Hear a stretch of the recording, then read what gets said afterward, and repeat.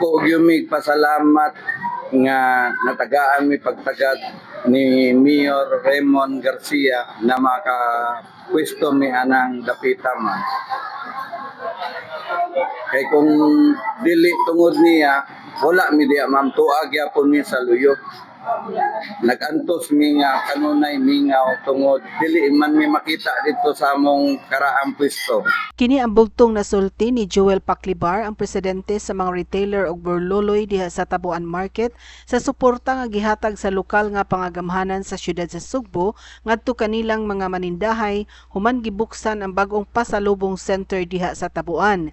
Giingon nga midonar ang siyudad og mga sin og plywood aron mahuman ang ilang edipisyo, diin nahimutang ang 14 ka mga stalls nga naninda og nagkadaiyang produkto nga magsilbing pasalubong sa mga bakasyonista dinhi sa siyudad sa Sugbo.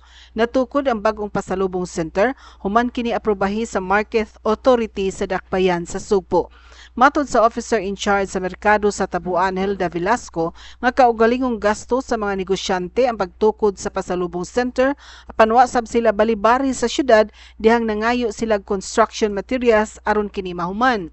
Namalhin sila kay wa gyud mga turista nga masud sa luyo sa merkado aron mamalit og mga pasalubong. Busa dako ang ilang pasalamat ni Mayor Raymond Alvin Garcia kay gitugutan sila nga makabalhin sa atubangan nga bahin sa merkado. Ang 14 ka mga burloloy retailers sa pasalubong center mao ang kanhi mga negosyante kaniadto nga nag-okupar sa Mango Trade Mall sa Reclamation Area dool sa Macro nga gibalhin ngadto sa Tabuan Market.